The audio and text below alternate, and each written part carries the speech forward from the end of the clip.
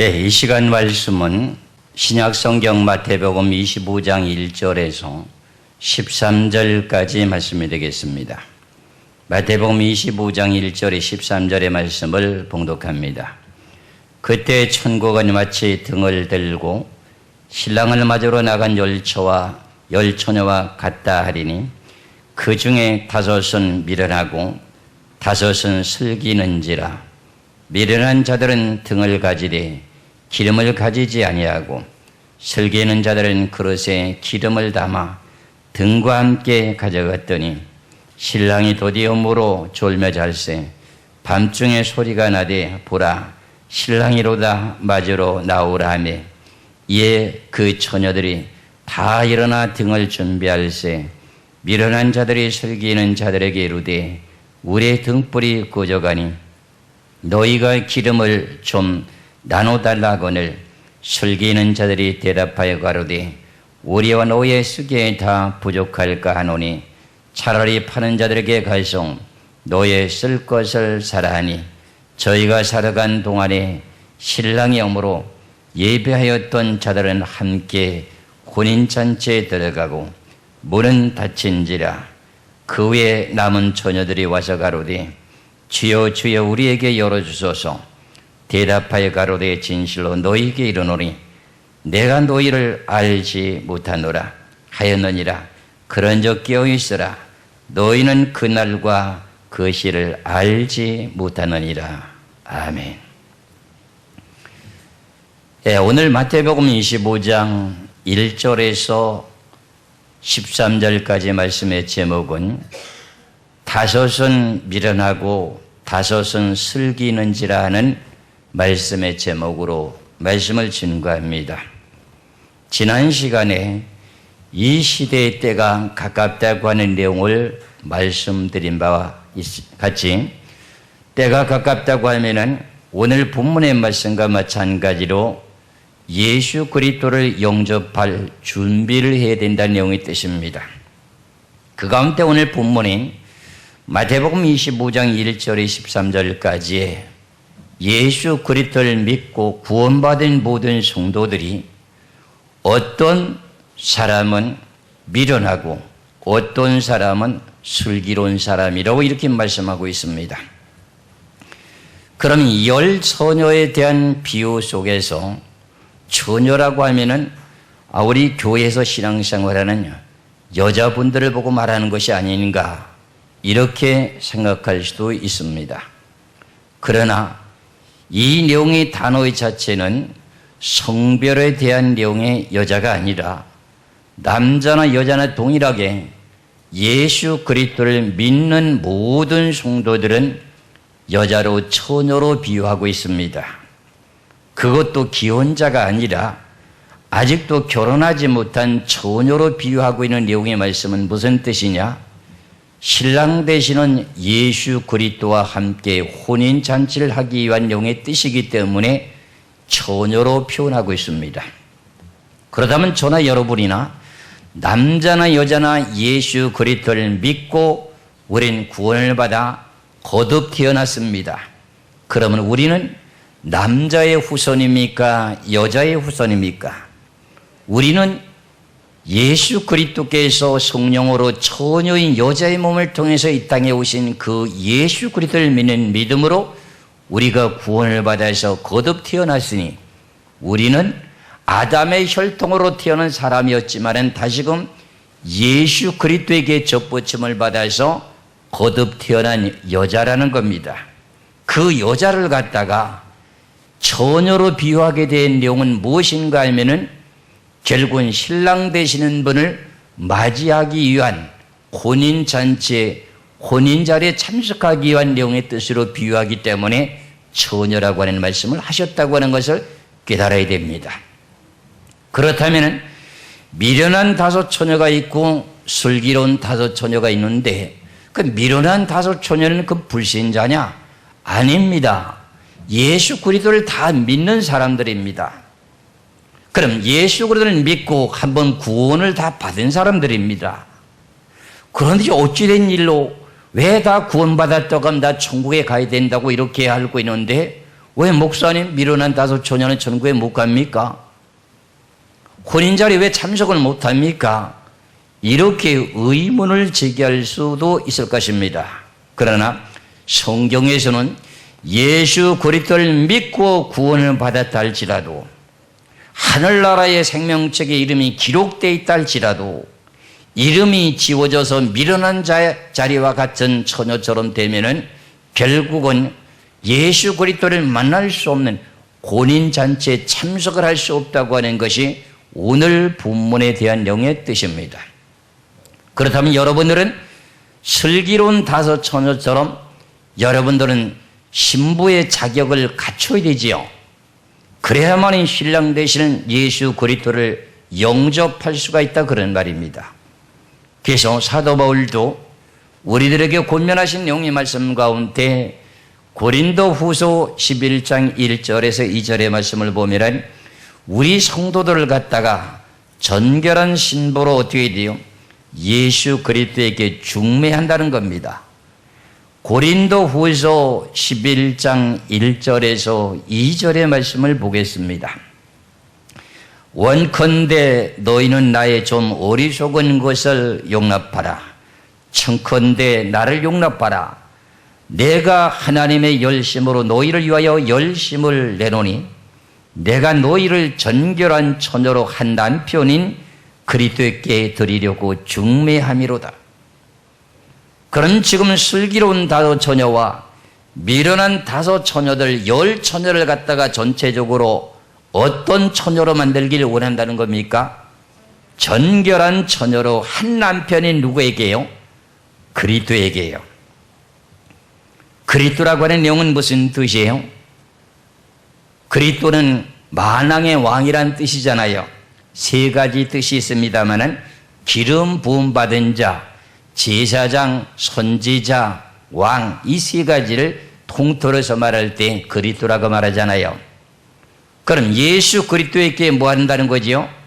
중매하기 위해서 전결한 처녀로 지금 만들기 위해서 교훈과 책망과 바르게 함과 의에 교육한 유익한 말씀으로 여러분들을 지금 다듬어 가기 위한 내용입니다. 그래서 그분을 갖다가 그 10 처녀들을 갖다가 어떻게 해요? 한 남편인 그리스도에게 중매한다는 겁니다.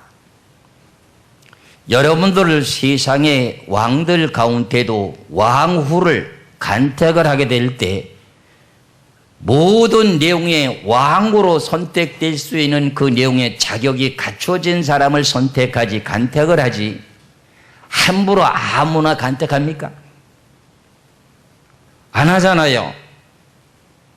여러분들도 결혼식을 하게 될 때 결혼하게 될 때 여러분들에게도 마음에 많은 사람을 선택하는 것과 마찬가지로 예수 그리스도라고 하는 신랑 되시는 분은 한 분입니다. 그분은 결과적으로 만왕의 왕입니다. 그럼 왕에게 간택을 돼서 혼인 자리에 참석을 하려면 어떤 처녀가 된다는 거죠? 고린도 후서 11장 1절에서 2절을 다시 봅니다. 청컨대 너희는 나의 좀 어리석은 것을 용납하라. 청컨대 나를 용납하라. 내가 하나님의 열심으로 너희를 위하여 열심을 내노니 내가 너희를 전결한 처녀로 한 남편인 그리스도께 드리려고 중매함이로다. 그럼 모든 교회들마다 목사님들이 성도들에게 뭘 하는 일을 하는 거예요? 오늘 바울 사도가 말씀하신 내용과 마찬가지로 모든 성도들을 갖다가 전결한 처녀로 예수 그리스도에게 중매장이 역할하는 겁니다. 그래서 여러분들이 신앙생활을 잘못하는 것이면 그렇게 하면 안 됩니다 하고 책망하라고 교훈하면서 여러분들을 전결한 처녀로 만드는 의무가 죄종에게 있는 겁니다. 여러분들 지금까지 살아왔던 모든 삶의 생활을 반복되게 그런 식으로 살지 마시고 하나님이 원하시는 진리의 뜻대로 살아가시길 주의 이름으로 축원합니다. 지금까지 신앙생활하는 많은 사람들이 듣는 귀는 있어가지고 여러 가지 말씀들을 많이 듣다 보니 혼돈이 돼가지고 내가 예수 그리스도를 믿고 구원을 받아서 하늘나라의 생명책에 이름이 기록되어 있다면 내가 예수 그리스도를 믿는 믿음을 부인하지 않고 있는데 왜 내가 혼인잔치에 참석하지 못하느냐고 이렇게 의문을 제기할 수도 있을 것입니다. 그런데 오늘 마태복음 25장 1절에 13절까지 분명히 말씀을 보면은 열 처녀라고 하는 사람들은 다 예수 그리스도를 믿고 구원받았습니다. 하늘나라의 생명책에 이름이 기록되어 있습니다. 여러분은 예수 그리스도를 믿고 구원을 받으면 다 이름이 하늘나라 생명책에 기록됩니까? 안 됩니까? 다 기록이 됩니다. 그런데 그 중에 미련한 다섯 처녀는 등은 가지고 있는데 기름이 떨어져 가지고 결과적으로 슬기로운 다섯 처녀에게 기름을 달라고 하니까 야, 우리에도 기름이 떨어질까 부족할까 하니까 너희들은 기름을 파는 자들에게 사라는 거야. 그러는 사이에 신랑이 오게 되면 어떻게 돼요? 슬기로운 다섯 처녀는 들어가고 예수 그리스도를 영접하고 미련한 다섯 처녀는 기름을 사러 갔다가 시간이 늦었습니다. 천국 문이 열렸다가 닫혔습니다. 와가지고 문을 두드리며 주여 주여 열어주옵소서 하니까 나는 너희를 모른다. 그날과 그 시는 아무도 모르느니 하면 깨어있으라는 겁니다. 여러분들 깊이 잠들어 있지 말고 세상에 취하지 말고 하나님의 귀하신 진리의 말씀의 교훈을 따라 때가 가까운 이때를 위해서 여러분들이나 저는 준비하라는 겁니다. 그래야만이 천국 잔치에 참석할 수 있다 그런 말입니다. 아, 목사님, 그러면은 등은 무엇이고 그릇에 기름을 또 준비가 되어야 된다고 하는데 그럼 그릇은 뭐며 또 기름은 뭡니까? 이 의문을 가질 수가 있습니다. 그렇지요? 여러분들 등을 가지고는 있는데 슬기로운 다섯 처녀도 등이 있고 미련한 다섯 처녀도 등은 가지고 있습니다. 그런데 무엇이 떨어졌다는 거지요? 기름이 떨어졌다는 거예요. 그럼 여러분들 자신이 먼저 그릇이 무엇인지를 여러분들이 먼저 성경을 알고 난 후에 아, 이것이 그릇이었구나. 그 그릇 안에 이런 것을 내가 채우고 있어야 되는구나 하는 것을 여러분들이 깨달으시고 기름 준비를 늘 채워가지고 다니셔야 됩니다. 자동차가 어디를 운행하려면 어떻게 해요? 기름이 항상 예비되어 있어야 됩니다. 기름 탱크에. 그래서 어디를 가려면 기름이 얼마큼 들어있는가 기름 게이지를 보게 되잖아요. 아, 그럼 내가 여기서 출발해서 오늘 부산까지 가야 되는데 이 정도 기름이면 무난히 부산까지 갈 수 있겠구나 하면서 어떻게 돼요? 기름에 대한 양을 체크하잖아요. 만일에 기름의 양이 부족하면 아, 아니다. 기름을 내가 다시금 충전해야 되겠구나. 주유소에 가서 더 넣어야 되겠구나. 이래갖고는 가다가 기름이 떨어져서 부산까지 못 가는구나. 이런 것을 우리가 알면서 왜 내 자신 속에 그릇이라고 하는 것에 기름이 떨어진지도 모르고 살아가는 어리석은 자가 되지 마시고 기름을 충만히 준비하는 저와 여러분 되시기를 주의 이름으로 축원합니다. 그렇다면 먼저 그릇에 대한 내용을 말씀드립니다. 디모데후서 2장 20절의 말씀을 보겠습니다. 디모데후서 2장 20절의 말씀을 보시면은 큰 집에는 금과 은의 그릇이 있을 뿐 아니요 나무와 질그릇도 있어 귀 쓰는 그릇도 있고 천이 쓰는 그릇도 있나니 그랬어요.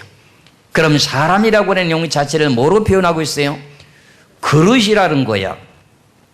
그릇이라고 하는 용어는 무엇을 담는 걸 말하잖아요. 그렇잖아요. 여러분들 자신이 뭐라는 거예요? 그릇이라는 거예요. 그럼 여기서 큰 집에는 금과 은의 그릇이 있을 뿐 아니라 나무와 질그릇도 있어 귀 쓰는 그릇도 있고 천의 쓰는 그릇도 있나니 그랬으니까는 그릇에 대한 내용이 금그릇에 된다고 하는 내용만은 아닙니다. 그러면 어떤 그릇을 여러분들이 갖고 계신다 할지라도 그 그릇 자체에 결과적으로 내가 무엇을 담을 수 있어야 되는데 기름이 담겨져야 된다는 내용의 뜻입니다.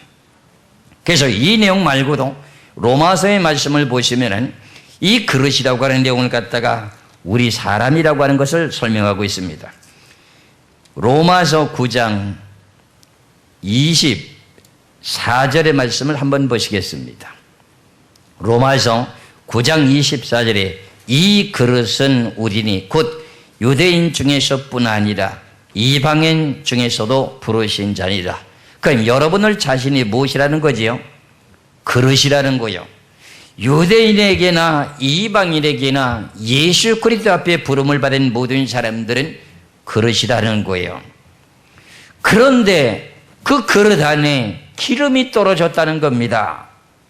기름이 떨어졌대요. 기름이라고 하는 게 뭐예요? 성령이라는 거예요. 저는 여러분이나 마음속에 내 마음속에 그릇이 갖고 내 마음의 그릇을 갖고 있는데 그 그릇 속에 기름이 없으면은 신랑 되시는 예수 그리스도와 혼인 자리에 참석할 수 없다고 하는 것이 성경입니다. 그렇다면 저나 여러분이나 어떻게 해야 되겠습니까?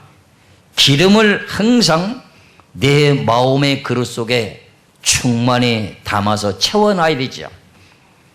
여러분들이 하나님의 귀하신 성호를 찬송해 보세요. 여러분들이 기름이 차 있는지 기름이 있는지 없는지를 여러분들이 점검해 보려면 여러분들이 하나님의 귀하신 찬송가를 한번 불러보세요. 그리고 텔레비를 틀어놓고 가요를 한번 틀어보세요. 그러면 어떤 것이 더 즐거운가를 한번 생각해 보세요. 텔레비를 틀어놓고 난 가요가 더 듣기가 좋다면 그건 기름이 고갈난 겁니다.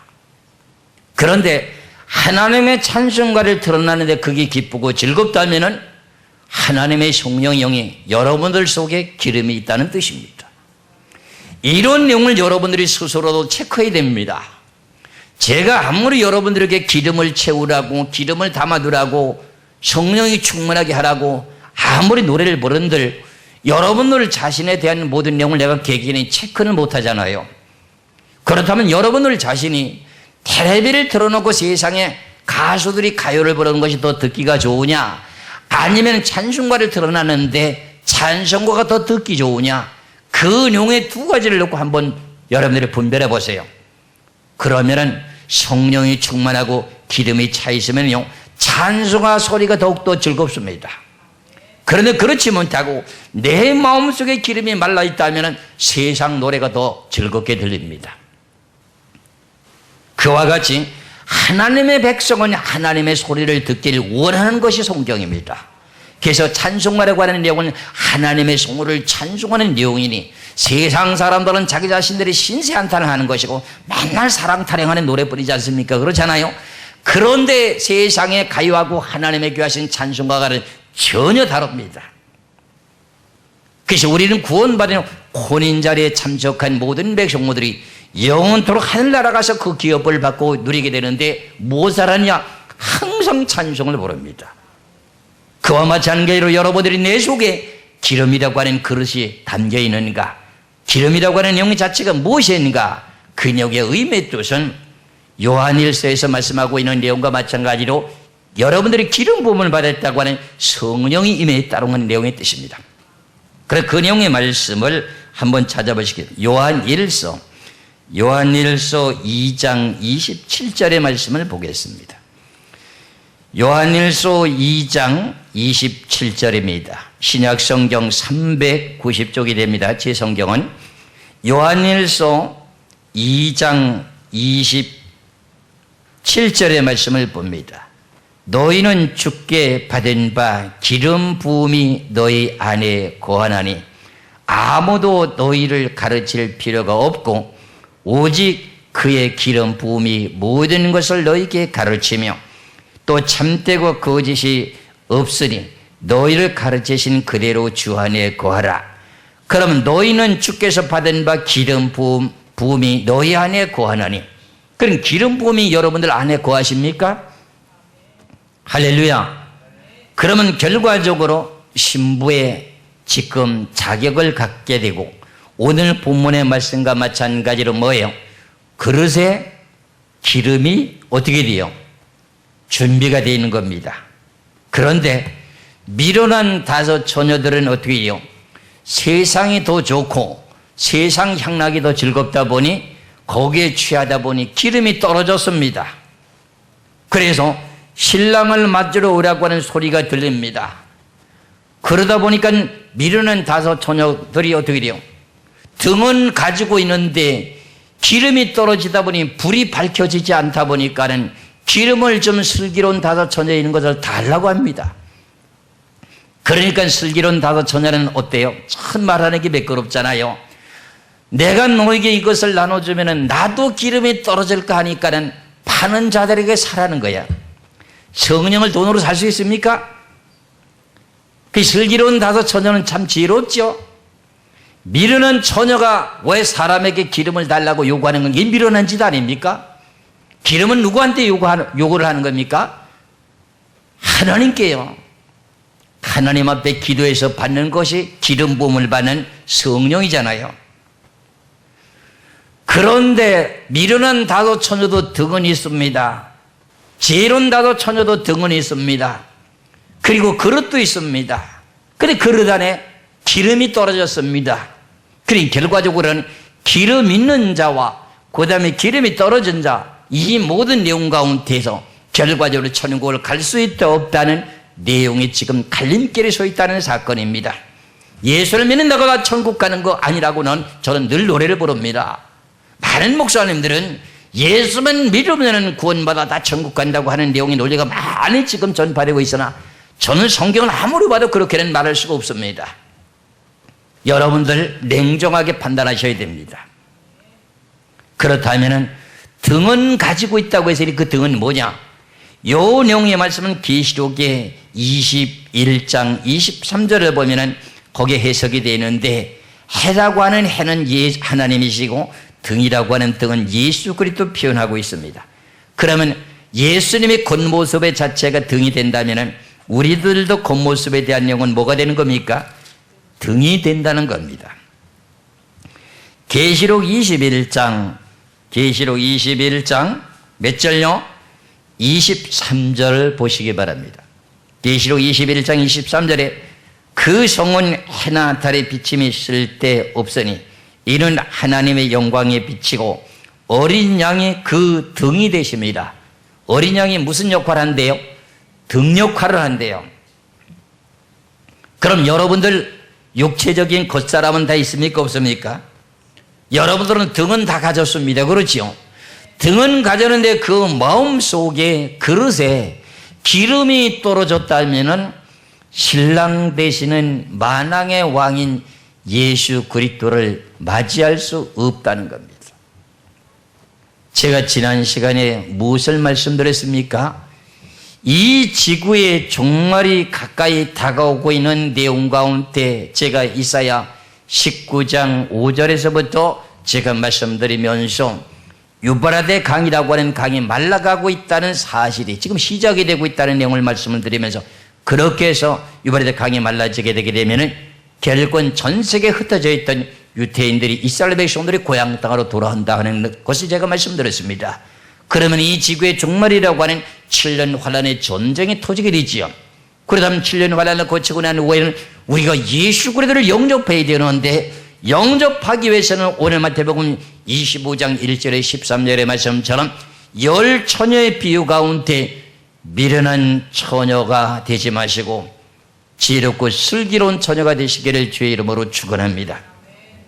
그러다면 내 자신이 1차적으로는 몸이라고 하는 등은 가지고 있습니다. 마음의 그릇이 있습니다. 그릇 속에 뭐가 담겨 있습니까? 기름이 다 떨어져 갑니다. 그러면 기름을 채워야 됩니까? 안 채워야 됩니까? 채워야 되죠. 그럼 좀 기도를 좀 하셔야죠. 기도를 좀 하셔야죠. 세상 살이에 바쁘고 사업의 일에 거기에 정신이 몰두되다 보니까 바빠가지고요, 신앙생활을 그래도 주일 성수를 열심히 하는 분이 계셨답니다. 근데 그분이 너무 바쁘게 세상을 살아가다 보니 내가 죽는 것도 까맣게 잊어버리고 살고 있다는 겁니다. 사람이라고 하는 사람은 언젠가는 태어났다 죽는 법이 있어요, 없어요?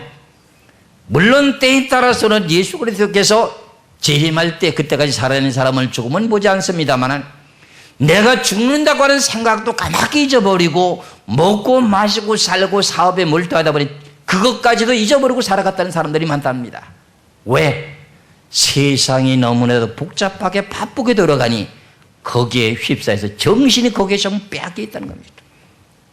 여러분들 주일날이라고 하는 주일날 여러분들 오셔가지고 겨우 그저 준비 찬송 몇 곡 하고 하나님의 말씀 듣고 나가서 또 세상에 바쁜 일에 골몰하고 여러분들이 세상 속에 어우러서 살다 보면 결과적으로 기름이 말랐습니까? 기름이 차 있습니까? 나는 내가 보기에 여러분들은 어떤 특별한 신앙생활을 하는지는 모르겠으나 나는 기름이 말랐다고 생각이 됩니다. 그러다면 기름을 충전하기 위해서는 어떻게 해야 돼요? 금요일날 구역 예배라도 좀 시간을 내서 오시는 것이 좋지 않겠어요? 그럼 여러분들이 기름을 충전할 수 있도록 하기 위해서는 여러분들이 기도를 하셔야 돼요. 먼 거리 계시다면 여러분들 기도를 좀 하셔야 돼요. 여러분들 육신에 대한 내용에 먹고 마시는 그 모든 생활을 하루 3끼씩 먹는다면 여러분들도 하나님 앞에를 좀 한 3번 정도는 기도를 하셔야 되잖아요. 3번은 다 못하더라도 그 1시간 정도는 좀 기도를 하셔야 되지 않겠어요? 그것을 누구를 위해서 하는 것입니까? 목사를 위해서 하는 겁니까? 여러분들을 위해서 하는 겁니까? 내가 살기 위해서 하는 겁니다. 여러분들에게 쓴 것이 아니라고 하는 것처럼 책망하는 것을 성경에서 보면 빛으로 나타난다고 되어 있습니다. 책망을 해야 여러분들이 빛으로 나타나는 길을 갈 수가 있습니다. 오냐 잘한다 부추겨가지고 여러분들 구렁텅이 빠뜨리는 나는 그런 자가 되기는 싫습니다. 여러분들 기도하셔야 됩니다. 내 자신 속에 기름 준비를 하셔야 됩니다. 등은 가지고 있습니다. 그런데 내 속에는 기름이 떨어져 있습니다. 그렇다면 기름을 충전하셔야 됩니다. 그래야만이 신랑 되시는 예수 그리스도를 영접할 수가 있습니다. 아무리 등은 가지고 있다 할지라도 기름이 떨어지면 예수 그리스도를 영접할 수 없다고 합니다. 그 가운데 여러분들이 또 이렇게 기름도 준비하고 등도 가지고 있는데 우리가 또 한 가지를 갖춰야 될 내용이 뭐냐? 예수 그리스도와 혼인잔치를 하려면 뭘 해야 됩니까? 혼인잔치를 할 때 신부가 뭘 입어야 돼요? 드레스를 입어야 되잖아요. 세상 사람들이 드레스를 입어야 되잖아요. 그렇다면 우리가 예수 그리스도를 믿고 세례를 받았으면 우리는 무슨 옷을 입었어요? 그리스도의 옷을 입었습니다. 그 그리스도의 옷을 입었으니 그리스도의 옷이 더러워지면 빨아야 된다는 내용의 뜻입니다. 갈라디아서 3장 27절의 말씀을 봅니다. 갈라디아서 3장 27절에 누구든지 그리스도와 합하여 세례를 받은 자는 그리스도로 옷 입었느니라. 여러분들은 눈으로 보이지 않는 영적인 예수 그리스도를 믿고 구원을 받았으면 무슨 옷을 입고 있습니까? 지금요? 그리스도의 옷을 입었다는 겁니다. 그런데 어떤 교인들 중에 기도 많이 하는 권사님들이 아무의 집사, 아무의 성도를 보니 하나님의 보여주시는데 옷을 벌거벗은 모습을 보여준다고 하는 내용들을 가끔 여러분들이 그런 소리를 들은 적이 있을 것입니다. 그렇다면 벌거벗은 옷의 모습은요, 벌거숭이가 된 모습은 결과적으로 예수 그리스도를 믿고 구원을 받아 그리스도의 옷을 입었다 할지라도 수치를 드러내고 있다는 뜻입니다. 그럼 다시금 예수 그리스도를 믿는 진실한 믿음을 가지시고 그리스도의 옷을 다시 옷을 입어야 됩니다. 그러자면 어떻게 해야 되느냐? 내가 회개하고 하나님 앞에 자복하면서 모든 죄를 용서를 받아야 됩니다. 그래야만이 다시금 내 자신의 그리스도의 옷을 입게 되고 그리스도의 옷이 전결해지게 되게 됩니다. 그래서 슬기로운 5 처녀처럼 신부 단장을 하기 위해서는 고린도후서 11장에서 말씀드린 것처럼 어때요? 전결한 처녀가 된다고 말씀드렸잖아요. 그렇잖아요. 그래서 계시록의 말씀을 한번 봅니다. 계시록 22장 14절의 말씀을 보시면은 우리가 천국에 들어가려면 뭘 어떻게 해야 되는가? 여러분들에게 옷을 입고 있는 내용을 빨아야 됩니다. 계시록의 22장 14절에서는요, 두루마기를 빤다 그럽니다. 두루마기. 이것을 갖다가 다른 말로 말하면 세마포시라고 합니다. 이것을 갖다가 마태복음 22장에 가서는 뭐라고 말씀하냐 할 것 때문에 예복이라고 말합니다.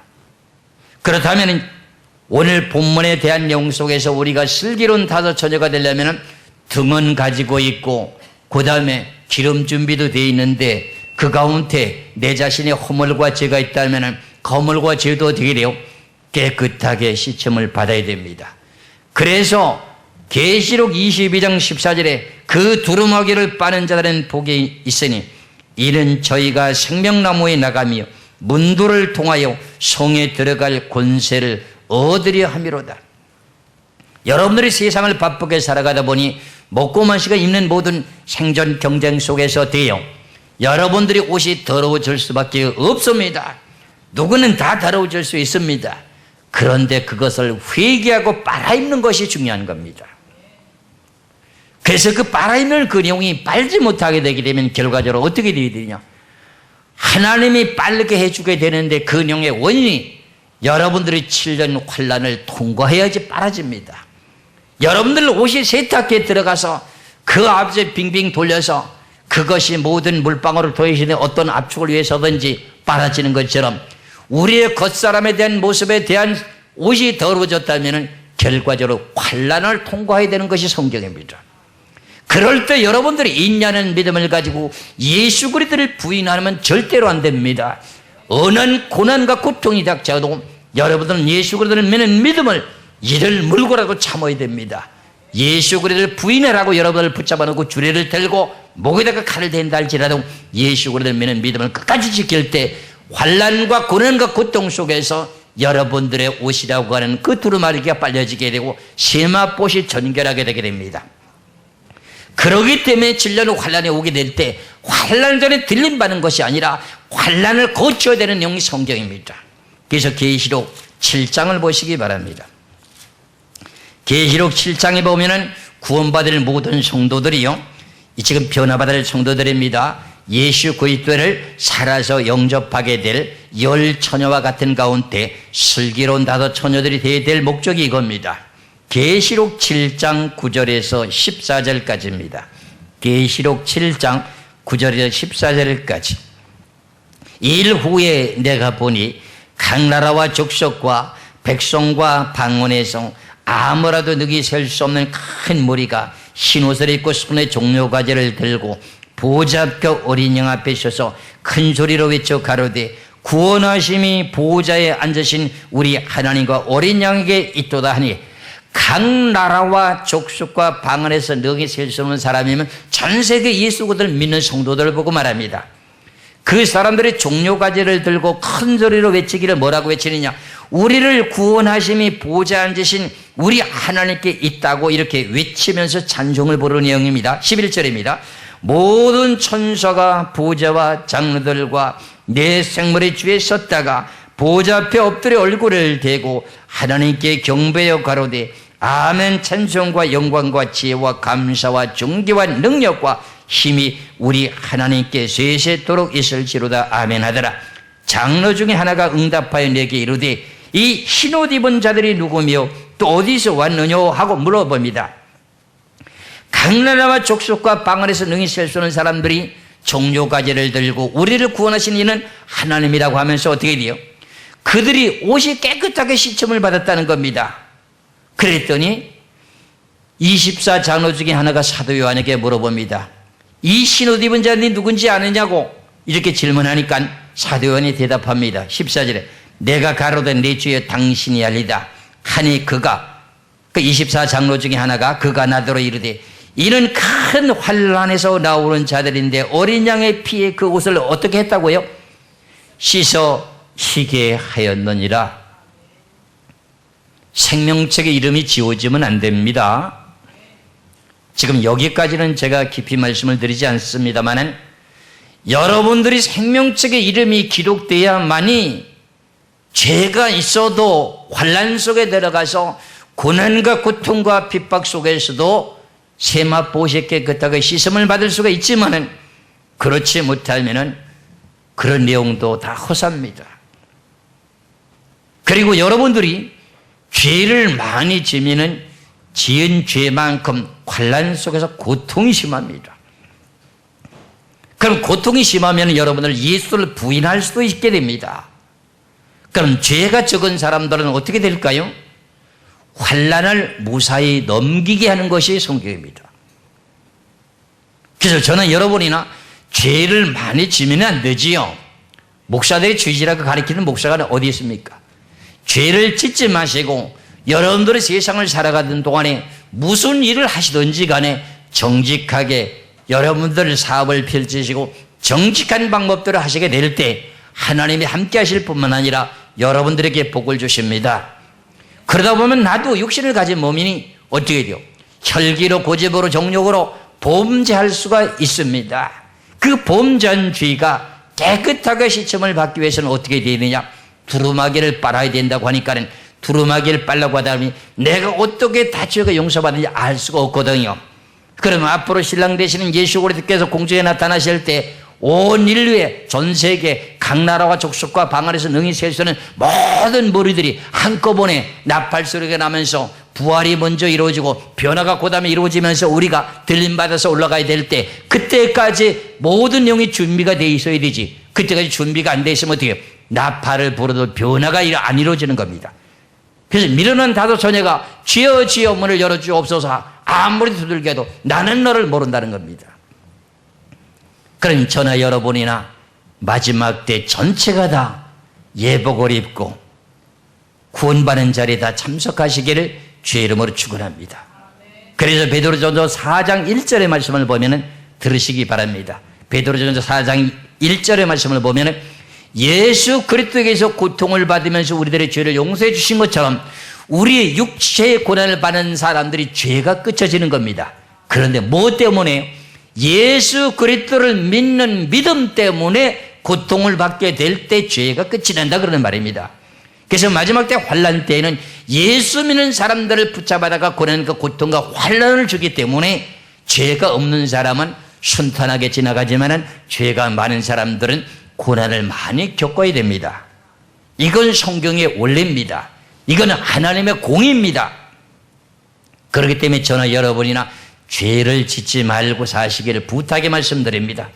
그러나 어쩔 수 없이 나도 모르게 죄를 지을 수가 있습니다. 때에 따라서는 성경은 알지 못해갖고 죄를 짓는 일도 있습니다. 그러면 알고 지은 죄, 모르고 지은 죄, 그 모든 죄를 오래오래도록 묵혀두지 마시고 1년마다 한 번씩 깨끗하게 전부 다 털어내시길 바랍니다. 이스라엘 백성들은 7월 10일이면 무슨 일을 합니까? 저 중동에 있는 유대인들이라고 하는 이스라엘 백성들이 지난 과거에 있었던 일 중에 7월 10일이면 무슨 일을 합니까? 속죄일이라고 하는 죄를 용서받는 일을 하게 됩니다. 온 나라 백성들은 전체가 금식합니다. 그러면서 괴로우면서 자기 자신이 지은 죄, 알고 지은 죄, 모르고 지은 죄를 다 용서하게 해달라고 하면서 속죄일을 선포해가지고 전체가 금식하면서 하나님 앞에 매달려서 1년 동안 지었던 모든 죄를 용서하게 해달라고 몸부림치고 기도합니다. 그러면서 1년에 지었던 죄가 다 해결 다 됩니다. 그런데 우리나라도 그런 내용을 좀 선포했으면 좋을 것 같아요.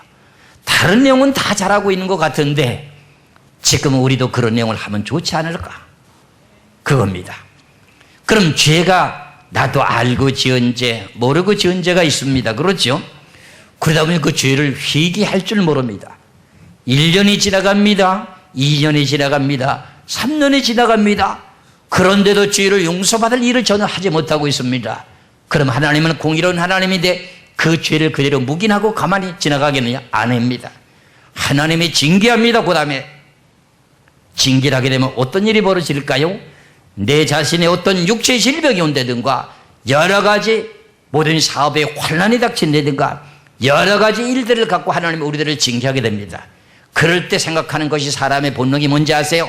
내가 뭔가 잘 되다가 안 되고 내가 건강한 모습이 되다가 아프게 되면 내가 뭘 잘못했을까 하는 그런 내용을 자책하게 되고 깨닫고 노력합니다. 그럼 1년에 한 번씩 죄를 다 털어서 없애더라면 그런 징계는 안 받았을 텐데. 근데 그런 걸 털어내지 못하고 죄를 용서받지 못한 채 계속 그냥 그대로 살아가는 미련한 곰처럼 말이에요. 그러다 보니 하나님은 공의로운 하나님이라서 징계하게 되므로 결과적으로 징계를 통해서 죄가 용서받게 되기 때문에 그렇습니다. 신앙인들이 여러 가지 환난과 역경과 질병이 닥치는 원인 중에 하나가 그겁니다. 성경이라고 하는 내용은 너무나도 오묘하게 기록되어 있습니다. 분명히 지금 계시록 7장 9절에 14절까지 해도 각 나라와 족속과 방언에서 능히 셀 수 없는 신물이 어떻게 돼요?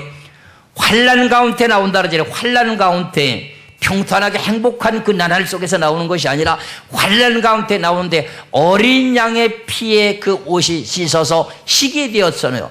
그래서 결과적으로 혼인잔치에 준비해야 할 내용의 선결한 신부가 단장된 거죠. 그렇죠? 그렇게 될 때 예수 그리스도가 나타나시게 될 때 여러분들을 영접하게 되게 됩니다. 계시록 19장 6절에서부터 8절까지 말씀을 보겠습니다. 계시록 19장 6절에서 8절까지의 말씀을 봅니다.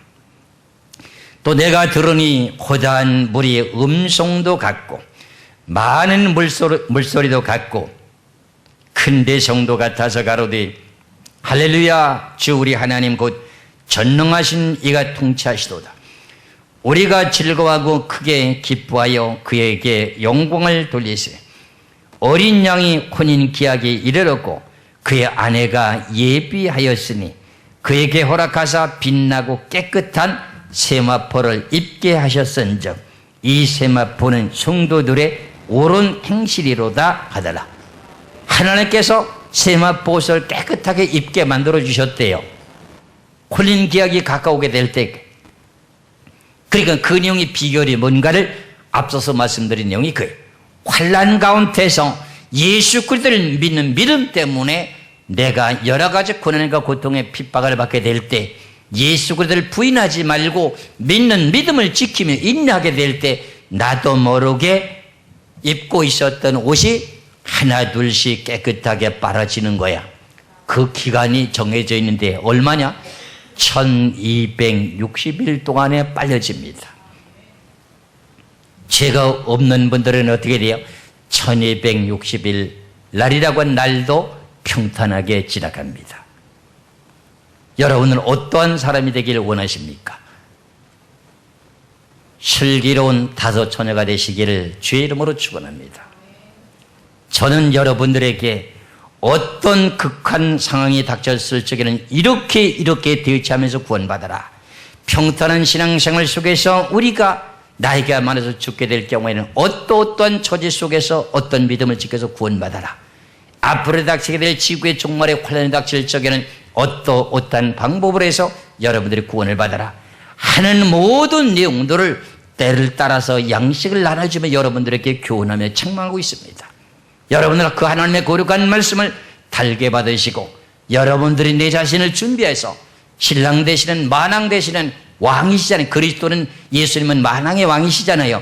왕에게 내가 간택이 돼가지고 그 자리에 혼인 자리에 참석하려면 어떻게 해요? 세상의 왕들도 어떻게 해요? 왕으로 간택하게 될 때 야 저 사람이 얼마나 학벌이 있느냐, 어떤 집안의 가문이냐, 저 사람이 어떤 신앙생활을 했느냐, 어떤 사람에 대한 모습으로 자라느냐, 모든 내용을 전부 다 따지고 난 후에 그 다음에 뭐예요? 왕에게 간택을 해서 집어넣게 될 때 혼인 자리에 참석하는 것처럼 왕에게 품 안에 안기게 될 때 어떻게 돼요? 6개월 아니면 1년씩 전부 다가 화장을 하고 목욕하고 화장하고 옷을 입히고 단장하고 여러 가지 계속 이렇게 준비시켜가지고 왕에게 지금 집어넣잖아요. 그런 것을 생각하는 것처럼 우리들도 똑같아요. 그래서 우리가 이렇게 신앙생활을 하게 되는 내용은 그건 거예요. 지금 여러분들 신앙생활을 편하게 하라고 생각하지 마시고 힘들게라도 좀 즐거운 마음으로 하시길 바랍니다. 금요일 좀 철학 기도 예배 때 많이 오셔서 여러분 기도 불을 붙이시고 여러분들이 진실로 성령의 불이 타오르는 참된 교회로 성장해서 많은 사람들을 구원시키는 여러분들이 등불이 되시기를 주의 이름으로 축원합니다. 기도하겠습니다.